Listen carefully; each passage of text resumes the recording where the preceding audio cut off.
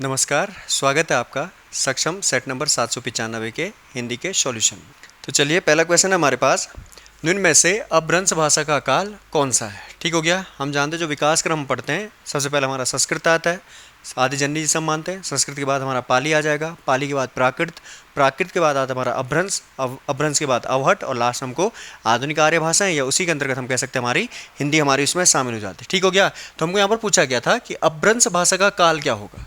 ठीक हो गया। तो अपभ्रंश भाषा के जब हम काल की बात करते हैं तो इसका हमारा जो आंसर है वो जाएगा 500 ईस्वी से लेकर 1000 ईस्वी तक। ठीक हो गया। ऑप्शन बी हमारा इसका सही आंसर हो जाएगा। ठीक।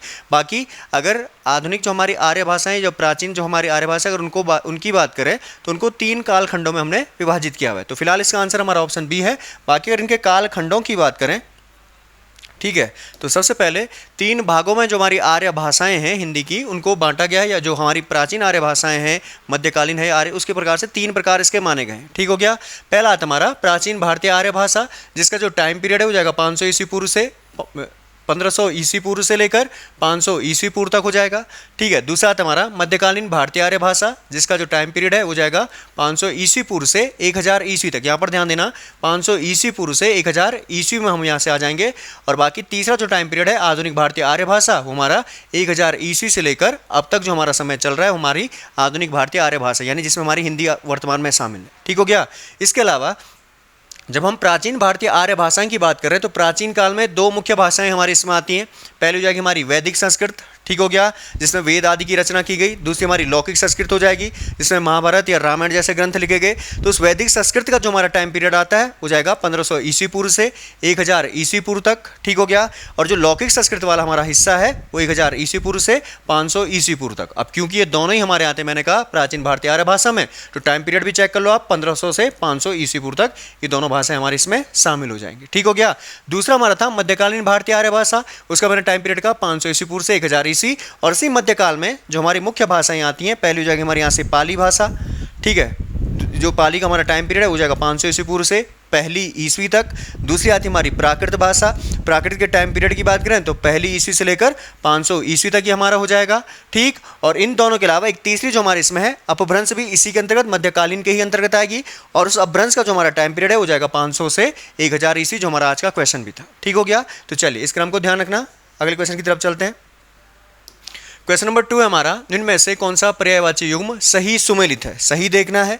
तो चलिए अगर आंसर की बात करें तो ऑप्शन सी इसका हमारा सही आंसर है। जो किसलय हो गया, पल्लव हो गया, ये पत्ता शब्द के पर्यायवाची होते हैं। इसके अलावा पर्ण जो हमारा शब्द आता है वो भी पत्ते का पर्यायवाची हो जाएगा, या पत्र जो हमारा आता है ये भी हमारा पत्ते का ही पर्यायवाची शब्द हो जाएगा। ठीक है। या इसके अलावा हमने सुना है दल शब्द आता है, ठीक है ना। तो किसलय, पल्लव, पर्ण, पत्र, दल, ये सभी हमारे पत्ते के पर्यायवाची शब्द हो जाएंगे। तो ये हमारे इसमें सुमेलित था।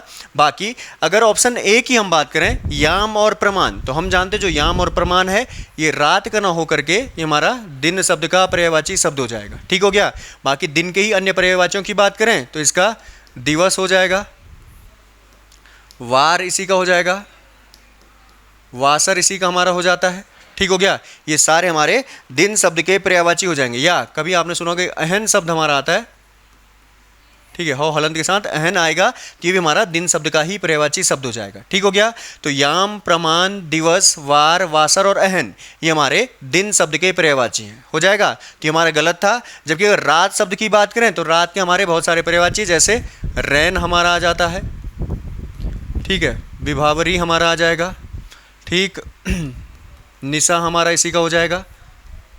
ठीक है ना। रैन हो गया, विभावरी हो गया, निशा हो गया, ये सारे हमारे रात्रि शब्द के पर्यायवाची शब्द हो जाएंगे। ठीक हो गया। चलिए ऑप्शन बी में हमारे पास था रक्ततुंड और दाड़िम प्रिय। तो अगर रक्ततुंड की बात करें, यानी जिसके तुंड यानी चोंच की रंग लाल होता है, या जिसको दाड़िम प्रिय होता है, तो हमारा कबूतर न होकर के इसका पर्यायवाची हमारा हो जाएगा तोता। ठीक है। तो ये भी हमारा गलत था। बाकी तोता के अन्य पर्यायवाची शब्दों की बात करें तो इसी का हमारा सुक मिल जाता है, ठीक, इसी का सुआ आ जाएगा, या इसी का हमारा कीर हो जाएगा, ठीक, या सुग्गा भी हमारा इसी का हो जाएगा। सुक हो गया, सुआ हो गया, कीर हो गया, सुग्गा हो गया, या उसके अलावा वो रक्ततुंड और दाड़िम प्रिय, ये हमारे तोता शब्द के पर्यायवाची शब्द हो जाएंगे। ठीक है, तो ये भी हमारा गलत था इसमें। बाकी ऑप्शन डी की अगर बात करें, कल्याणी और कामाक्षी, तो ये हमारा लक्ष्मी के ना होकर के ये हमारा दुर्गा शब्द का पर्यायवाची शब्द हो जाएगा। ठीक है ना, कल्याणी हम कहते हैं दुर्गा माता को, या कामाक्षी जो हमारा शब्द है वो भी दुर्गा का ही पर्यायवाची शब्द हो जाएगा। ठीक हो गया।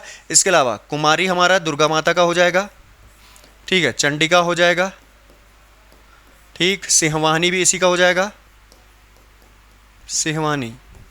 ठीक है, और एक और शब्द हमारा आता है नारायणी, तो नारायणी भी हमारा दुर्गा शब्द का ही पर्यायवाची शब्द हो जाएगा। ठीक है ना, बाकी कल्याणी और कामाक्षी ये भी हमारा लक्ष्मी का न होकर के दुर्गा का पर्यायवाची शब्द हो जाएगा। ठीक, तो ऑप्शन सी हमारा बिल्कुल सही था, बाकी सभी इसमें गलत थे। चलिए अगले क्वेश्चन की तरफ चलते हैं। क्वेश्चन नंबर 3 है हमारा, निम्न में से कौन सा तद्भव तत्सम युग्म सही सुमेलित नहीं है? पहले भाग में तद्भव, दूसरे भाग में तत्सम हमारा इसमें आना है। ठीक हो गया, तो ऑप्शन ए की अगर हम बात करें, जो नाई शब्द हमारा आता है इसका जो तत्सम रूप होता है वो हमारा जो नय ना होकर के इसका हो जाएगा नापित। ठीक है, नाई हमारा तद्भव रूप है, जैसे यहाँ पर पूछा है तद्भव तत्सम, तो ये हो गया तद्भव रूप, और इसी का जो तत्सम रूप हमारा आता है वो नय ना होकर के नापित हो जाएगा, तो यही हमारा इसका सही आंसर भी था। ठीक है, बाकी घाव का हमारा या घात का हमारा घाव हो जाएगा, वैसे तिथिवार का त्योहार हो जाएगा, और आत्मा का हमारा आप हो जाएगा। बाकी सभी सही थे, ऑप्शन इसका हमारा गलत सुमेलित नहीं था। ठीक हो गया। चलिए कुछ तत्सम तद्भव देखते हैं। जैसे पहला हमारे पास अग्निष्टिका। ठीक है ना, तो अग्निष्टिका का हमारा हो जाता है अंगीठी, या कई बुकों में आपने देखोगा अग्निष्टिका को ही अग्निस्थानिका भी लिखा होता है, अग्निस्थानिका। ठीक हो गया, तो अग्निस्थानिका आए या फिर अग्निष्टिका आए, दोनों ही हमारे सही हैं, और इन दोनों का ही जो तद्भव रूप है वो हमारा अंगीठी हो जाएगा। दूसरा हमारा अक्षोट, तो नाम से उच्चारण में आ जा रहा है, अक्षोट का मतलब हो गया अखरोट, तो ये बिल्कुल सही है। अष्टकेली की बात करें तो ये भी उच्चारण में हमारा आ जाएगा, अष्टकेली का मतलब हो गया अटखेली करना। ठीक है, कैवर्त, कैवर्त का हमारा केवट हो जाएगा। गुम्फन जो हमारा शब्द है गुम्फन, तो कई बार कंफ्यूज हो जाएंगे कि गुम्फन मतलब गुफा हो सकता है, लेकिन ध्यान रखना गुफा का जो हमारा तद्भव रूप है, तत्सम रूप है वो गुहा होता है। ठीक, तो ये हमारा गुहा का गुफा, लेकिन अगर गुम्फन आता है तो गुम्फन का हमारा गूंथना हो जाएगा। ठीक, अगला हमारा चक्र, तो चक्र का हो जाएगा चाक, और बाकी त्रिगुण का, त्रि मतलब तीन, गुण मतलब गुना हो जाएगा, तो यानी इसका तिगुना हमारा सही हो जाएगा। ठीक है, चलिए अगले क्वेश्चन की तरफ चलते हैं। क्वेश्चन नंबर 4 हमारे पास, निम्न में से किस विकल्प में स्वर संधि है? ठीक हो गया, चलिए एक एक करके अगर चेक करें, तो पहला हमारा मनोज शब्द। अब मनोज शब्द की बात करें तो इसका जब संधि विच्छेद हम करेंगे तो दो शब्द हमको मिलते हैं, मनः प्लस जौ शब्द इसमें हमारा जुड़ा है। ठीक है, और जब मैंने मनहों के पीछे विसर्ग लगा दिया तो इसमें हमारी कौन सी संधि हो जाएगी? ये हमारी विसर्ग संधि हो जाएगी। ठीक है, मनह प्लस जौ, विसर्ग से पहले जब अ आए, और विसर्ग के बाद किसी वर्ग का जब तीसरा चौथा या पांचवा वर्ण आता है, तो हमने देखा चौ छ जौ, तीसरा वर्ण आया तो जो विसर्ग है वो ओ में बदल जाता है, तो ये हमारी हो गई विसर्ग संधि, यानी इसमें तो हमारी स्वर संधि नहीं है। ऑप्शन बी की बात करें परीक्षण, इसका जब हम संधि विच्छेद करते हैं तो इसका हो जाएगा परि, प्लस जो दूसरा शब्द इसके साथ जुड़ा है हो जाएगा हमारा इक्षण शब्द। ठीक हो गया। अब परि शब्द की बात करें तो परि से हमको लास्ट में यहाँ से क्या मिल जाएगा? यहाँ से ई मिल जाएगा, प्लस यहाँ से हमारा बड़ी इसके साथ जुड़ जाएगी, और दोनों ई जुड़ने का मतलब है हमारा सजातीय स्वर, और सजातीय स्वर जब भी जुड़ते हैं तो दोनों मिलकर हमेशा दीर्घ संधि का निर्माण करते हैं। ठीक हो गया। और दीर्घ संधि का आती है हमारे किसके अंतर्गत? स्वर संधि के अंतर्गत, तो यही ऑप्शन बी जो हमारा था इसका सही आंसर हो जाएगा। ठीक है। बाकी दुरात्मा की बात करें तो इसका हमारा संधि विच्छेद हो जाएगा दुह प्लस आत्मा, ये भी दो शब्दों से मिलकर बना है, दुह प्लस आत्मा। बाकी जब विसर्ग मैंने लगा दिया तो इसका मतलब इसमें भी हमारी कौन सी संधि हो जाएगी? ये विसर्ग संधि का उदाहरण है हमारा। ठीक है। उन्मूलन की बात करें तो उन्मूलन का हमारा संधि विच्छेद हो जाता है उत प्लस मूलन शब्द, दो शब्दों से मिलकर ये हमारा बना है। ठीक है। अब तो प्लस मौ की बात करें तो हमारी कौन सी संधि हो गई? फिर यहाँ पर व्यंजन संधि हमारी हो जाएगी। ठीक हो गया। तो इसमें हमारी विसर्ग थी, इसमें हमारी भी विसर्ग है, इसमें हमारी व्यंजन संधि, तो फिर ऑप्शन बी जो हमारा था परीक्षण, इसमें हमारी दीर्घ संधि हो जाएगी, और दीर्घ संधि का मतलब हमारी स्वर संधि का ये उदाहरण हो जाएगा। ठीक है। चलिए अगले क्वेश्चन की तरफ चलते हैं। क्वेश्चन नंबर 5 है हमारे पास, उल्टी माला फेरना। ठीक है। माला तब फेरना जब आदमी धार्मिक हो जाता है, यानी कोई किसी का अच्छा चाहता है, कोई अच्छा काम करना चाहता है, लेकिन यहाँ पर फेर रहा है उल्टी माला, तो इसका मतलब हो गया किसी का बुरा चाहना। जब उल्टी माला फेर रहा है तो इसका मतलब वो क्या कर रहा है? किसी का बुरा चाह रहा है, तो ऑप्शन बी हमारा इसका बिल्कुल सही हो जाएगा। ठीक हो गया। बाकी ऑप्शन सी की बात करें, करारा जवाब देना, तो इसके लिए भी हमारा एक मुहावरा आता है, ईंट का जवाब पत्थर से देना।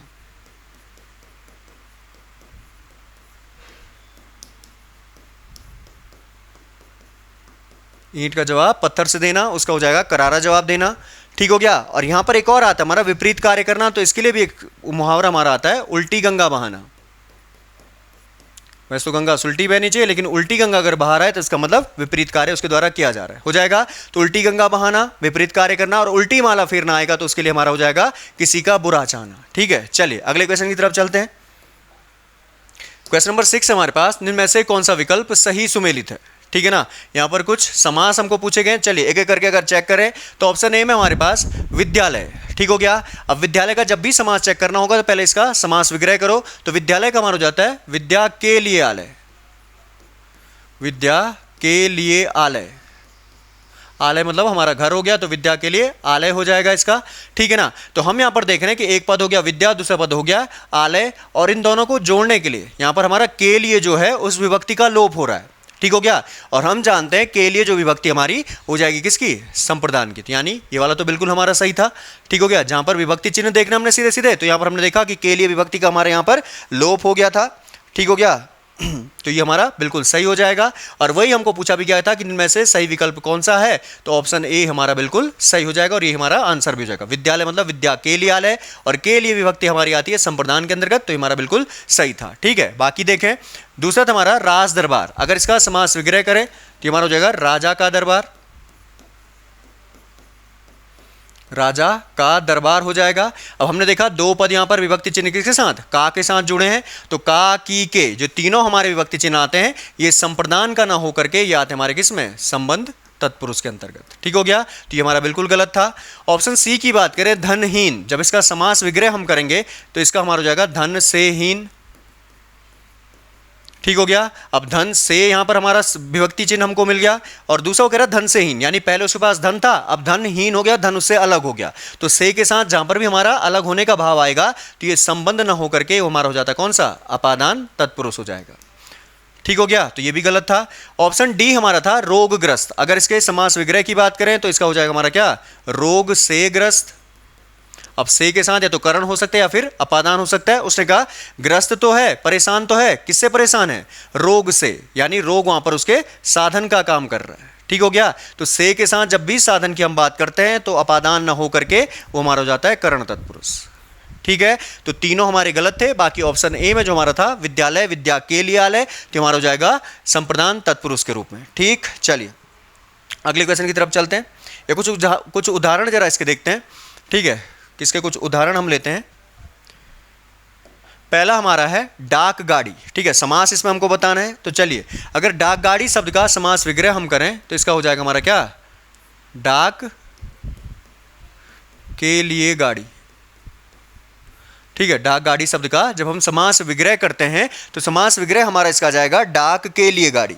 ठीक हो गया, और डाक के लिए गाड़ी जब मैं कह रहा हूं तो सीधे सीधे विभक्ति चिन्ह की बात करें तो के लिए शब्द आता हमारा किसमें?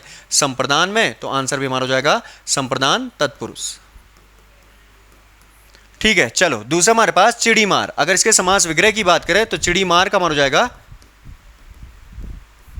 चिड़िया को मारने वाला। ठीक है, तो मारना क्रिया है, किसको मार रहा है? चिड़िया को, यानी चिड़िया प्रभावित होगी, तो को के साथ जब भी प्रभाव की हम बात करते हैं तो कर्म को, कर्म तत्पुरुष हमारा इसका आंसर हो जाएगा। ठीक है, अगला हमारे पास नरभक्षी। जब समास विग्रह होगा तो नर को भक्षित करने वाला या नर को खाने वाला, नर को भक्षित करने वाला, भक्षित मतलब खाने वाला। ठीक हो गया, तो भक्षित करना यानी खाना क्रिया हो गई, किसको खा रहा है? नर को, यानी नर उससे प्रभावित होगा, तो प्रभावित होने के साथ जब भी को की बात करेंगे तो ये भी हमारा कर्म तत्पुरुष हो जाएगा। ठीक, चलिए अगला देखते हैं रेखांकित। समास विग्रह इसका हो जाएगा हमारा रेखा से अंकित, अंकित करना यानी बनाना। ठीक है ना, अब बना तो रहा है लेकिन बना किसकी सहायता से रहा है? रेखा की सहायता से, यानी रेखा वहां पर साधन के रूप में आ जाएगी, तो से शब्द के साथ जहां पर भी हमारा साधन आता है तो हमारा आंसर भी इसका क्या हो जाएगा? फिर करण तत्पुरुष हो जाएगा। ठीक, चलिए अगला देखते हैं विधानसभा। जब इसका समास विग्रह करेंगे तो ये हमारा हो जाएगा विधान के लिए सभा।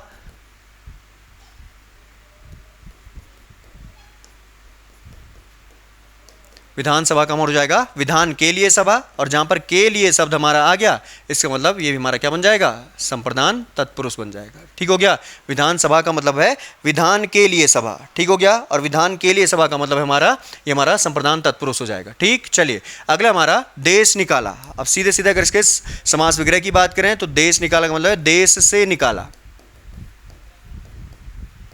ठीक हो गया। अब से शब्द के साथ निकालना मतलब पहले देश में था, वहां से निकाला गया यानी अलग हो रहा है, ठीक हो गया। तो से के साथ देश से अलग होने का भाव, ये हमारा हो जाएगा अपादान तत्पुरुष, ठीक है। चलिए अगला हमारे पास शिवालय। अब शिवालय की बात करें तो इसका जब समास विग्रह होगा ये हो जाएगा शिव का आलय, न कि शिव के लिए आलय। ध्यान रखना इसका, यहाँ पर जो शिवालय शब्द है अपवाद के रूप में भी आप ले सकते हैं, क्योंकि आलय वाले हमारे अधिकांश सब आते हैं, ठीक है। जैसे विद्यालय आ गया तो विद्यालय में हमने कहा विद्या के लिए आलय, ठीक है। लेकिन जब शिवालय शब्द हमारा आएगा तो शिव के लिए ना होकर के इसका जो समास विग्रह होगा वो शिव का आलय हो जाएगा। और जहाँ पर का शब्द आ गया इसका मतलब ये हमारा हो जाएगा संबंध तत्पुरुष, तो इसको अपवाद के रूप में आप ले सकते हैं। या एक और शब्द आता है हमारा देवालय, तो देवालय का भी हमारा क्या हो जाएगा देव का आलय, न कि देव के लिए आलय, ठीक हो गया।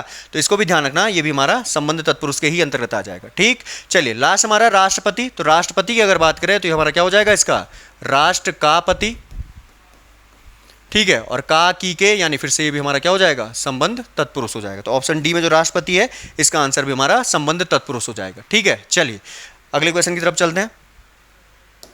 क्वेश्चन नंबर 7 हमारे पास है, निम्न में से शुद्ध वर्तनी का चयन कीजिए। चलिए एक एक करके अगर चेक करें तो पहला जो हमारा शब्द है सदृश, ये बिल्कुल गलत है। शुद्ध होता है हमारा इसका क्या सदृश हो जाएगा, दृश्य नहीं बल्कि सदृश, ठीक है। दूसरा था हमारा पुष्पांजलि, तो ये बिल्कुल सही था, यही हमारा इसका आंसर भी हो जाएगा।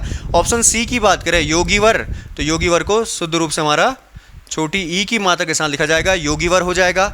वैसे ही निमिलित जो हमारा शब्द था ये भी गलत है, निमिलित हमारा लिखा जाता है इस प्रकार से नी और मिलित, यानी मोह पर हमारी बड़ी ई की मात्रा यहाँ पर जुड़ जाएगी, ठीक है ना। तो ऑप्शन बी जो हमारा इसका था पुष्पांजलि वो बिल्कुल सही है। बाकी सदृश हो गया, योगीवर हो गया और निमिलित इस प्रकार से हो जाएगा, ठीक है ना। इसके अलावा योगीवर के समान एक और शब्द हमारा आता है स्वामी भक्त, उसका भी ध्यान रखना स्वामी भक्त, ठीक है। इसमें भी छोटी ई की मात्रा का प्रयोग किया जाएगा, ठीक है ना, तो इसका भी ध्यान रखना। चलिए अगला क्वेश्चन हमारे पास क्वेश्चन नंबर 8, निम्न में से कौन सा विकल्प सही सुमेलित है। सही सुमेलित की अगर बात करें, चलिए एक एक करके अगर चेक करें तो पहला हमारा जो कठिनाई से पचे, ठीक हो गया। तो कठिनाई से जो चीज पचती है उसे अपच नहीं कहते, बल्कि उसके लिए जो हमारा शब्द आता है वो जाएगा गरिष्ठ, या दूसरा जो शब्द इसके लिए आता है वो जाएगा हमारा गुरुपाक, ठीक है ना। यानी ये तो गलत था, ठीक। ऑप्शन बी की बात करें चौथे दिन आने वाला ज्वर, ठीक है ना, तो ये चौहदी नहीं बल्कि इसके लिए जो शब्द हमारा आता है वो जाएगा चौथिया। चौथे दिन आ रहा है तो इसी को चौथिया नाम से जाना जाता है। और बाकी चौहदी की अगर बात करें तो चौहदी कहलाती है हमारी चारों ओर की सीमा, चारों ओर की सीमा हमारी चौहदी के नाम से जाने जाते हैं। और जो ज्वर 4 दिन में आता है उसे कहते हैं हम चौथिया, यानी ये भी हमारा गलत था। सी की बात करें जो शोक करने योग्य न हो तो उसे अशोक्य न कह करके सिर्फ एक शब्द का वहां पर फर्क है, उसे अशोच्य कहा जाता है, ठीक है ना, अशोक्य नहीं बल्कि अशोच्य, तो यानी ये भी हमारा गलत था। तो ऑप्शन डी हमारा इसका आंसर हो जाएगा जिसे कोई आकांक्षा ना हो वो हमारा क्या कहलाएगा निस्प्रिय कहलाता है, या जिसकी कोई इच्छा ना हो। स्प्रिया हमारा शब्द है वो इच्छा का पर्यायवाची, तो जिसकी कोई इच्छा ना हो या जिसे कोई आकांक्षा ना हो वो कहलाता हमारा निस्प्रिय। तो यही हमारा इसका सही सुमेलित भी था और यही हमारा आंसर भी हो जाएगा। चलिए अगले क्वेश्चन की तरफ चलते हैं। क्वेश्चन नंबर 9 हमारे पास, निम्न में से सही विलोम युग्म नहीं है, ठीक हो गया। चलिए ऑप्शन ए की बात करें तो अर्जन जो हमारा शब्द है, वैसे नॉर्मली हम देखें तो अर्जन जो शब्द है उसका विलोम हो जाता है हमारा क्या वर्जन। अर्जन का मतलब है किसी चीज को अर्जित करना, वर्जन मतलब उसे त्यागना, ठीक हो गया। तो यहाँ पर हमारा अर्जन का वर्जन ठीक है, लेकिन अगर अर्थ के आधार पर बात करें कि अर्जित की कोई चीज और उसी चीज को मैंने व्यय कर दिया, ठीक हो गया, तो ये भी बिल्कुल हमारा सही था। तो ऑप्शन ए तो बिल्कुल सही है। और बाकी अगर व्यय शब्द की भी अगर हम बात करें तो व्यय के लिए भी एक मुख्य शब्द हमारा था आय का हमारा व्यय हो जाएगा। अब क्योंकि व्यय का अर्थ भी वही है, अर्जन वर्जन का अर्थ भी वही है, तो अर्जन का व्यय भी हो सकता है, अर्जन का वर्जन भी हमारा सही हो जाएगा। कई बुकों में आपको ये भी मिल जाएगा, यानी ये वाला तो सही था।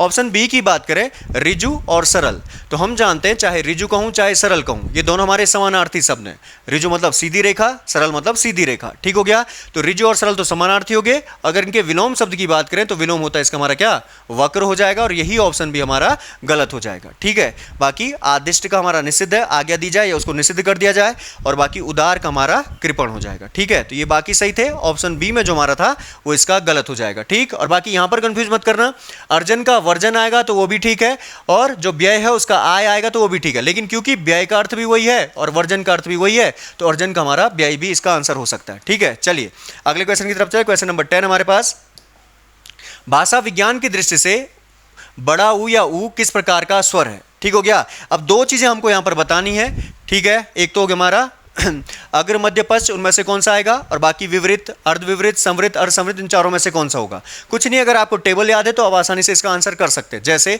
अगर जीव के प्रयोग के आधार पर शब्द की हम बात करें तो 3 प्रकार के हमको स्वर मिल जाते हैं। पहला हो गया अग्र, दूसरा हो गया हमारा मध्य, ठीक, और तीसरा हमारा हो जाएगा पश्च। ठीक है, कुछ नहीं है, एक हमारा फिक्स हो जाते हैं यहाँ पर कि मध्य भाग से, जीव के मध्य भाग से इसका उच्चारण होता है वो हमारा अ हो जाएगा। ठीक हो गया, जीव के पश्च भाग से जिसका उच्चारण होता है तो यहाँ पर हमारा आ जाता है। 2 चीज़ हमारी फिक्स हो जाती हैं।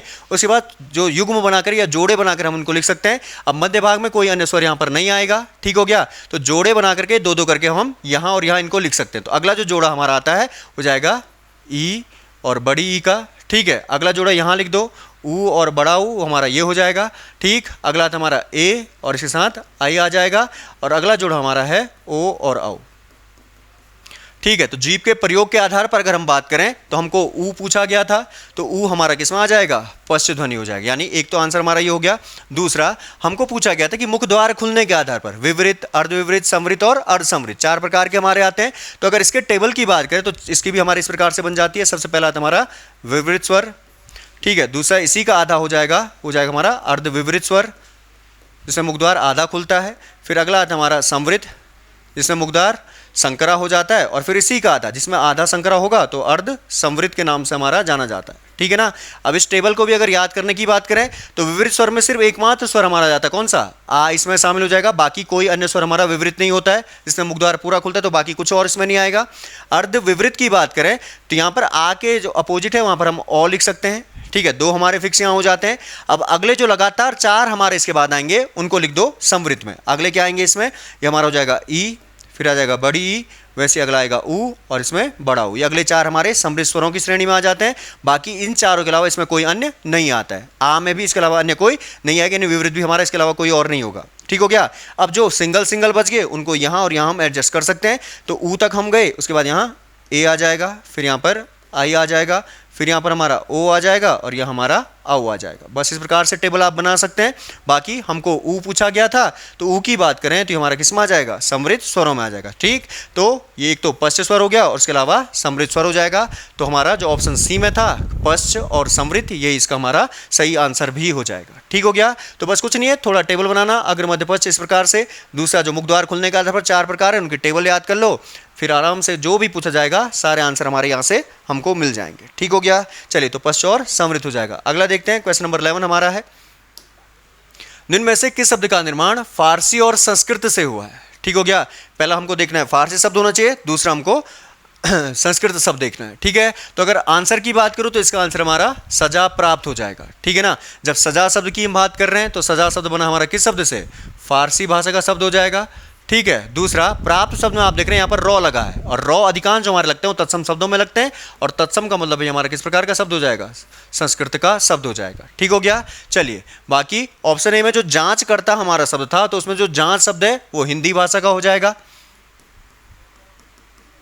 ठीक है, और फिर से देखो कर्ता शब्द ऊपर रॉ लगा है, इसका मतलब तत्सम है, और तत्सम का मतलब ये भी हमारा संस्कृत का ही शब्द हो जाएगा। ठीक है। चलिए, अगला था हमारा बम वर्षा। अब इसमें बम शब्द की बात करें तो ध्यान रखना, बम जो हमारा शब्द है वो आता है डच भाषा में। ठीक, प्लस अब वर्षा शब्द में ऊपर आप देख रहे हैं ऊपर रॉ लगा है, यानी हमारा संस्कृत का शब्द होगा। ठीक है, तो डच और संस्कृत 2 शब्दों से मिलकर बना हमारा कौन सा, बम वर्षा। अब इसमें एक चीज ध्यान देना, वैसे तो इसका संस्कृत होना चाहिए क्योंकि ऊपर रॉ आ गया, इसका मतलब ये तत्सम शब्द है, तत्सम का मतलब संस्कृत का होना चाहिए। लेकिन जिस बुक में ये हमारा दिया गया, पहले जहां पर ये प्रश्न पूछा गया था वहां पर संस्कृत नहीं बल्कि इसका आंसर उसने हिंदी दिया हुआ है। तो अगर ऑप्शन में हिंदी हो तो इसको भी आंसर कर लेना, और बाकी अगर सही हम देखें तो यहाँ पर इसका आंसर डच प्लस संस्कृत हो जाएगा। ठीक हो गया। चलिए, लास्ट हमारे पास बस अड्डा। ठीक है, तो इसमें अगर बस शब्द की बात करें तो बस हमारा अंग्रेजी भाषा का शब्द हो जाएगा। प्लस अब अड्डा शब्द की बात करें तो अड्डा हम नॉर्मल भाषा में आम बोलचाल में प्रयोग करते हैं, तो मैं कह सकती हूँ हमारा किस प्रकार का शब्द हो जाएगा, देशज शब्द हो जाएगा। यानी अंग्रेजी प्लस देसी शब्द से बना हमारा कौन सा शब्द, बस अड्डा शब्द। ठीक है ना। बाकी यहाँ पर फारसी और संस्कृत पूछा था तो उसका आंसर हमारा सजा प्राप्त हो जाएगा। चलिए, अगले क्वेश्चन की तरफ चलते हैं। अगला हमारा क्वेश्चन नंबर 12, जिन पंक्तियों में समानार्थक शब्दों या वाक्यांशों की आवृत्ति हो परंतु अन्वय करने पर अर्थ में अंतर हो तो वहां कौन सा अलंकार होता है। ठीक है, यहां पर कह रहा है पंक्तियों में समानार्थक शब्दों या वाक्यांशों की आवृत्ति होनी चाहिए, वाक्यांश की भी हो सकती है या फिर समानार्थक शब्दों की आवृत्ति। समानार्थक मतलब जिनके अर्थ हमारे समान होते हैं। ठीक हो गया। तो अगर इसके आंसर की बात करें तो आंसर हमारा इसका हो जाएगा लाटानुप्रास। ठीक है, वैसे नॉर्मली हम देखते हैं कि लाटानुप्रास में क्या होता है हमारा, जहां पर हमको वर्णों की आवृत्ति दिखाई देती है वो हमारा अनुप्रास अलंकार हो जाता है। दूसरा, जब उसी अनुप्रास का एक हिस्से की बात करते हैं, लाटानुप्रास की हम बात करते हैं, तो वहां पर क्या होगा, पूरे का पूरा शब्द हमारा, वर्ण नहीं बल्कि पूरे का पूरा शब्द हमारा रिपीट हो जाता है। जैसे यहां पर कहा जा रहा है कि समानार्थक शब्द या वाक्यांशों की आवृत्ति होती है, लेकिन थोड़ा बहुत उनमें क्या कह सकते हैं, अर्थ के आधार पर थोड़ा बहुत उनमें अंतर पाया जाता है। जैसे मैंने कहा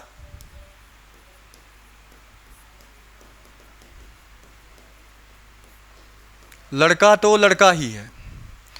ठीक हो गया। अब यहां पर हमने देखा कि लड़का शब्द एक बार, दूसरा लड़का शब्द दो बार, यहां पर लड़का शब्द का प्रयोग किया गया, यानी समानार्थक शब्दों की यहां पर आवृत्ति हो गई। इस लड़के शब्द का अर्थ भी लड़का यानी पुरुष जाति से है, इस लड़के शब्द का अर्थ भी यहां पर पुरुष जाति से ही है। ठीक है, यानी समानार्थक शब्द हो गए और उन्हीं शब्दों की यहां पर आवृत्ति हो रही, लेकिन थोड़ा बहुत उनमें अंतर, यानी गुणों के आधार पर उनमें थोड़ा बहुत अंतर पाए जाते। कैसे गुण, जैसे नॉर्मली घर वाले कहते हैं ना कि लड़का तो उनका लड़का है। ठीक हो गया, यानी एक सामान्य लड़के की तुलना, ठीक है ना, लड़का तो उनका लड़का, इसका मतलब एक सामान्य लड़के की तुलना एक अच्छे लड़के के साथ वहां पर की जा रही है। थोड़ा बहुत गुणों में उनके अंतर है, बाकी उनकी जो आवृत्ति होगी या जो उनका अर्थ होगा वो लगभग समान होता है। लड़के का मतलब पुरुष जाति, लड़का मतलब पुरुष जाति। ठीक है ना, तो यही हमारा बन जाता है कौन सा, लाटानुप्रास। या एक और उदाहरण इसका आता है, वही मनुष्य है कि जो मनुष्य के लिए मरे।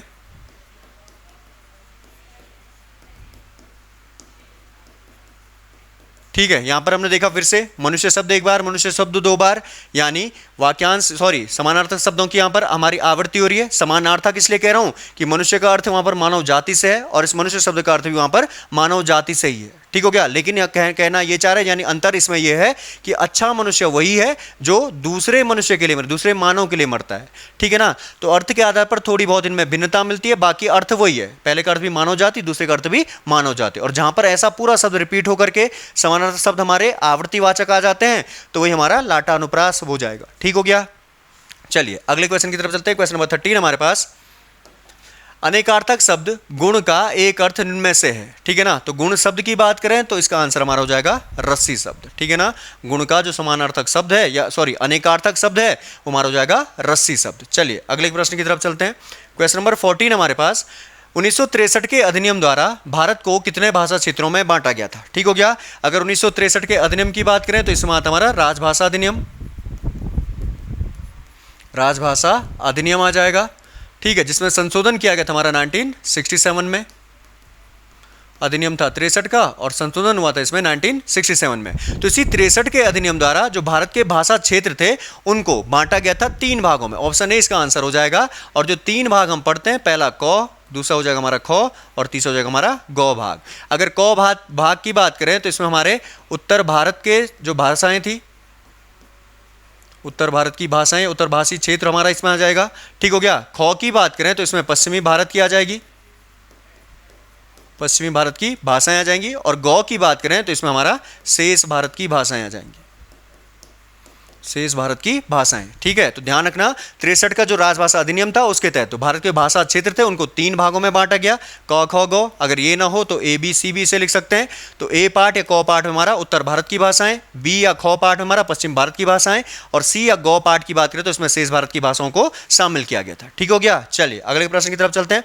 क्वेश्चन नंबर 15 हमारे पास, इनमें से कौन सी बोली पश्चिमी हिंदी के अंतर्गत शामिल नहीं है। ठीक है, तो अगर कौरवी की बात करें तो ये तो शामिल है। ठीक हो गया। बांगरू की बात करें ये भी शामिल है। अब मगही हम देखते हैं कि मगही हो गया, इसके अलावा मैथिली हो गया।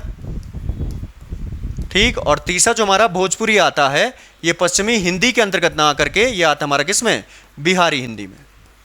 ठीक है, और यही हमारा इसका सही आंसर भी हो जाएगा। ठीक है, बाकी कौरवी ये हमारा पश्चिमी हिंदी के अंतर्गत आता है। इसी को जानते हम किसके नाम से, खड़ी बोली भी इसको कहा जाता है। ठीक है, बांगरू की बात करें तो इसी बांगरू को हम हरियाणवी के नाम से भी जानते हैं। ठीक, अब क्योंकि हरियाणा में बोली जाती है, जाट क्षेत्र है, तो इसीलिए इस बांगरू को जाट भाषा या जाटू भाषा भी कह दिया जाता है। हो जाएगा। और बाकी जो कन्नौजी है ये बीमारी पश्चिमी हिंदी के अंतर्गत आ जाएगी, ठीक है। बाकी जो मगही था वो हमारा बिहारी भाषा के अंतर्गत या बिहारी हिंदी के अंतर्गत शामिल है। चलिए अगले क्वेश्चन की तरफ चलते हैं। क्वेश्चन नंबर 16 हमारे पास, निम्न वाक्यों में रेखांकित शब्द और उनसे संबंधित सर्वनाम में कौन सा सुमेलित नहीं है। ठीक है, सर्वनाम बताना एक एक करके अगर चेक करें तो पहला हमारे पास, वह मेरी बात स्वतः समझ गया। अंडरलाइन हमको किया गया स्वतः, और स्वतः का मतलब है खुद समझ गया या अपने आप समझ गया। ठीक, तो जहां पर भी स्वतः खुद अपने आप की बात होती है तो आता हमारा किसमें, निजवाचक, यानी बिल्कुल सही था। ठीक है, अगला ऑप्शन बी हमारे पास है, दीवार के ऊपर कौन बैठा है। अंडरलाइन किया गया कौन, तो कौन, कब, क्यों, कहां, कैसे, ये हमेशा प्रश्न की तरह आएंगे, यानी प्रश्नवाचक सर्वनाम, ये भी बिल्कुल सही था। ऑप्शन सी की बात करें, वह पीला मकान शर्मा जी का है। अंडरलाइन किया गया वह शब्द को, ठीक हो गया। अब ये जो वह शब्द है उस पीले मकान को क्या कर रहा है, निश्चित करने का काम कर रहा है। ठीक है ना, कि जो पीला मकान है वो किसका है, शर्मा जी का है, यानी उस पीले मकान को यहां पर निश्चित करने का काम उसके द्वारा किया जा रहा है। एक तो ये तरीका हो गया, या दूसरे रूप में मैं कह सकता हूं कि सामने मुझे पीला मकान दिखा और उसकी तरफ मैंने संकेत करके ये बात कही कि ये पीला मकान शर्मा जी का है, और जहां पर संकेत करने के लिए जिन सर्वनामों का हम प्रयोग करते हैं वो हमारा अन्य पुरुष न होकर के क्या बन जाएंगे, निश्चयवाचक सर्वनाम बन जाएंगे। ठीक है, एक तो इस मकान को निश्चित कर दिया गया कि मकान किसका है, ये शर्मा जी का मकान है, तो इससे हमारा आंसर हो जाएगा निश्चयवाचक। अगर इससे समझना है तो सामने जो पीला मकान है उसकी तरफ मैं इशारा या संकेत करके ये बात कह रहा हूं कि सामने जो पीला मकान है वो शर्मा जी का है, और जहां पर संकेत करने के लिए हम यह वह ये वे का प्रयोग करते हैं तो हमारा बन जाएगा निश्चयवाचक सर्वनाम। बाकी अगर अन्य पुरुष की बात करें तो अन्य पुरुष हमारा तब होता जब यह वह ये वे, इन चार सर्वनामों का प्रयोग हम किसी व्यक्ति के नाम के स्थान पर करते हैं तो वहां पर हमारा इसका आंसर तब हो जाता अन्य पुरुष। ठीक हो गया, तो यहां पर निश्चित करने का काम कर रहा है तो हमारा आंसर हो जाएगा निश्चयवाचक। ठीक हो गया, और यही सी हमारा इसका सही उत्तर भी जाएगा जो सुमेलित नहीं है। चलिए लास्ट हमारा ऑप्शन डी, आपको जन्मदिन की शुभकामना। ठीक हो गया, अब आपको शब्द को अंडरलाइन किया गया, आपको यानी सामने वाले श्रोता को मैं संबोधित कर रहा हूं, और श्रोता को संबोधित करने के लिए हम तीन शब्दों का प्रयोग करते हैं। पहला हो गया तू, दूसरा हो गया तुम, और तीसरा हो गया हमारा आप शब्द। ठीक हो गया, बाकी इसी आप शब्द का एक रूप हमारा कौन सा, आपको हो जाएगा, तो सीधा सा मतलब हमारा मध्यम पुरुष सर्वनाम हो जाएगा। ठीक, चलिए अगले प्रश्न की तरफ चलते हैं। क्वेश्चन नंबर 17 हमारे पास, निम्न में से कौन सा विकल्प सही सुमेलित नहीं है। ठीक हो गया, कुछ कारक हमको पूछे गए यहां पर। ऑप्शन ए की बात करें, सूर्य पश्चिम में डूबता है, तो कुछ नहीं है, जहां पर भी कारक आएंगे सबसे पहले पहचान चिन्ह या कारक चिन्ह हमको मिल जाते हैं। तो हम यहां पर देख रहे हैं सूर्य पश्चिम में, मैं शब्द आ गया तो मैं आता हमारा किस में, अधिकरण में, या इसके साथ हमारा पर जो शब्द लगकर आता है यह आता अधिकरण में। ठीक हो गया, दूसरा पश्चिम में यानी पश्चिम दिशा की बात कर रहा है। ठीक हो गया, तो दिशा यानी स्थान के रूप में मैं ले सकता हूं, तो जहां पर भी मैं हो गया या पर हो गया, मैं और पर के साथ स्थान, समय, अवसर, इन तीन चीजों की बात की जाएगी तो आंसर उसका हमेशा अधिकरण कारक, यानी ये पहला वाला तो बिल्कुल हमारा सही था। चलिए अगला देखते हैं, पिताजी ने गणेश के लिए गाड़ी खरीदी। ठीक हो गया, अब देखो पिताजी ने गणेश के लिए गाड़ी खरीदी, अगर यहां पर पहचान की बात करें तो के लिए शब्द आ गया, और के लिए आता हमारा किसमें, संप्रदान कारक। दूसरा इस रूप में भी ले सकते हैं कि गणेश के हित में, वहां पर गणेश की भलाई के लिए वहां पर पिताजी द्वारा कोई काम किया गया, तो सीधा सा मतलब ये हमारा क्या बन जाएगा, संप्रदान कारक बन जाएगा, हो जाएगा।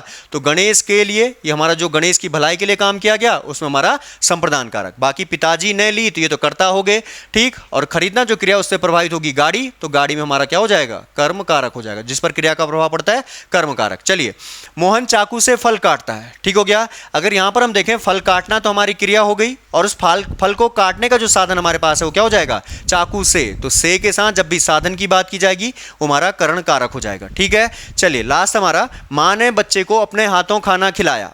ठीक हो गया, अंडरलाइन किया गया यहां पर बच्चे को। अब बच्चे को खाना खिलाया जा रहा है, नहीं उसकी भलाई के लिए काम हो रहा है, उसके हित में काम हो रहा है, और जिसके हित में काम किया जाता है वहां पर कर्म कारक न होकर के फिर से हमारा इसका आंसर क्या हो जाएगा, संप्रदान कारक हो जाएगा। ठीक है, तो अंडरलाइन किया गया था बच्चे को खाना खिलाया, यानी बच्चे की भलाई के लिए काम किया, और जिसकी भलाई के लिए काम किया जाएगा वो कर्म कारक न होकर के संप्रदान कारक हमारा हो जाता है। ठीक है, बाकी अगर अन्य कारकों की इसमें बात करें तो मां ने यानी कर्ता ने, तो ये तो कर्ता कारक हो गया।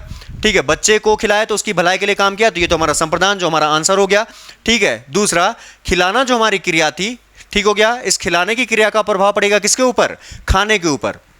इस खाने के ऊपर माना मैं रोटी लिख देता हूं। ठीक हो गया, तो खिलाने की जो काम था, जो क्रिया थी, उसका प्रभाव पड़ा हमारा रोटी या खाने के ऊपर, और जिस पर क्रिया का प्रभाव पड़ता है वो फिर से हमारा क्या बन जाएगा, यहां पर कर्म कारक हो जाएगा। ठीक हो गया, एक और कारक यहां पर हमारा है हाथों। अगर हाथों शब्द की बात करूं तो हाथों का मतलब है हाथों से। ठीक है, हाथों से खाना खिलाया। अब खाना खिलाने का जो साधन उसके पास था वो हो गया उसके हाथ, और से के साथ जब भी साधन की बात होगी तो यहाँ पर फिर से हमारा क्या हो जाएगा, करण कारक भी हमारा इसमें शामिल हो जाएगा। तो कर्ता भी है, उसके साथ बच्चे को संप्रदान भी है, खाना शब्द में हमारा कर्म कारक भी है, और हाथों शब्द की बात करें तो हाथों शब्द में हमारे यहाँ पर करण कारक भी हो जाएगा। ठीक हो गया। बाकी अंडरलाइन बच्चे को किया गया था तो इसका हमारा आंसर संप्रदान हो जाएगा। ठीक है, चलिए अगले प्रश्न की तरफ चलते हैं।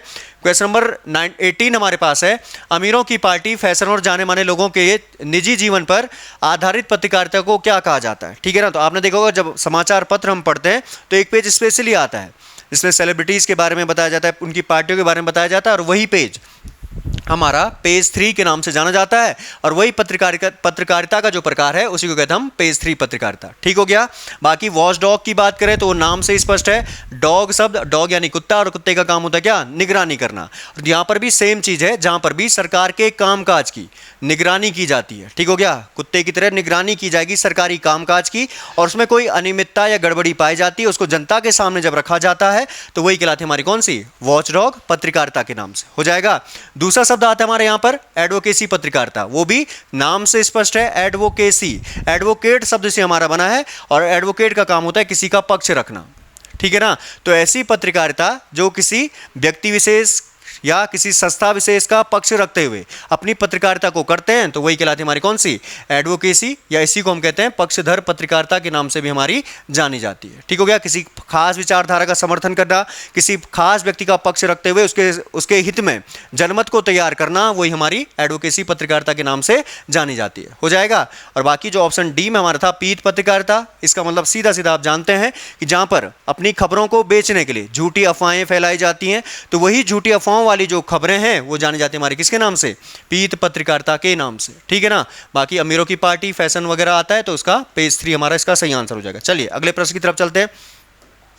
क्वेश्चन नंबर 19 हमारे पास, दोहावली किसकी रचना है। ठीक हो गया। आंसर की अगर इसकी बात करें तो दोहावली हमारी जो है किसकी, तुलसीदास की रचना। ठीक है ना। वली वली से जो हमारे इसमें आते हैं, जैसे पहला दोहावली हो गया, दूसरा इसी में आ जाता हमारा गीतावली, कवितावली, या एक कृष्ण के ऊपर इन्होंने लिखी थी कृष्ण गीतावली। ठीक हो गया। तो इससे याद रखना, पहली हो गई दोहावली, दूसरी गीतावली, तीसरी कवितावली, और चौथी जो हमारी है कृष्ण गीतावली। ये सारी रचनाएं हमारी तुलसीदास की हो जाएंगी। ठीक हो गया। इसके अलावा मीराबाई की बात करें तो इनका मिल जाता हमको क्या, नरसी का मायरा हो जाएगा, नरसी का मायरा, या गीत गोविंद टीका मिल जाता है इनका, गीत गोविंद का टीका, ये मीराबाई की रचनाएं हो जाएंगी। ठीक हो गया। सूरदास की बात करें तो सूरदास की मिल जाती है हमको नल दमयंती, या उन्हीं के नाम पर सूर सागर भी मिल जाती है, या एक और इनकी रचना आती है ब्याहलो। ठीक है। एक और इनकी आ जाती है भ्रमर गीत। ठीक, ये सारी रचनाएं सूरदास की हो जाएंगी। बाकी कबीरदास की 3 प्रमुख रचनाएं हमको मिल जाती हैं साखी के रूप में, दूसरा सबद के रूप में, और तीसरा हमारा रमेनी के रूप में। साखी, सबद, रमेनी ये हो जाएंगी कबीरदास की, और तीनों ही का जो हमारा संकलन है वो जाना जाता है हमारा किसके नाम से, बीजक के नाम से हो जाएगा। तो बाकी हमको पूछा गया था यहाँ पर दोहावली, तो हो जाएगी तुलसीदास की रचना। ठीक, चलिए अंतिम प्रश्न की तरफ चलते हैं। क्वेश्चन नंबर 20 हमारे पास, निम्न में से कौन सा विकल्प सही सुमेलित नहीं है। ठीक हो गया। चलिए कुछ पदबंध हमको दिए गए हैं। ऑप्शन ए की बात करें, वह लंबा आदमी शीला का पति है। अंडरलाइन हमको किया गया वह लंबा आदमी। ठीक है। तो पदबंध देखने का सबसे अच्छा तरीका वही है कि हमेशा जहां पर हमारी अंडरलाइन समाप्त हो रही है, रेखांकन जहां पर समाप्त हो रहा है उस पद को देखो। तो हमारा अंडरलाइन समाप्त हुआ आदमी शब्द पर। अब आदमी शब्द की बात करें तो आदमी हमारा किस प्रकार का शब्द हो गया, संज्ञा।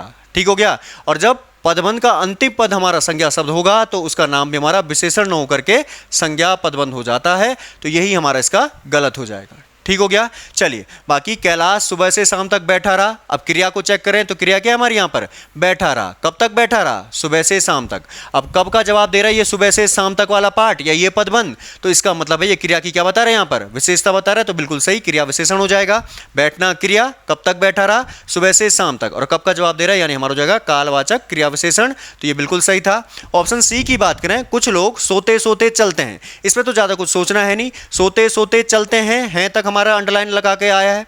ठीक हो गया। और अंडरलाइन जब वाक्य के अंत में समाप्त होती है तो अंत में हमेशा क्या समाप्त होगी, हमारी क्रिया ही समाप्त होती है। तो ये हमारा सही आंसर हो जाएगा। हाँ, अगर इसमें सिर्फ सोते सोते शब्द को अंडरलाइन किया होता ठीक है ना। तब ये सोते सोते शब्द इस चलना क्रिया की क्या बताता, हमको विशेषता बताता, तब हमारा उत्तर हो जाता क्रिया विशेषण। ठीक है, चलते हैं, कैसे चलते हैं, सोते सोते, और कैसे का जवाब देता तब रीतिवाचक क्रिया विशेषण हो जाता, अगर यहां तक अंडरलाइन होता तब। लेकिन अंडरलाइन हमको लास्ट तक दी गई, इसका मतलब क्रिया हमारा इसका सही आंसर है।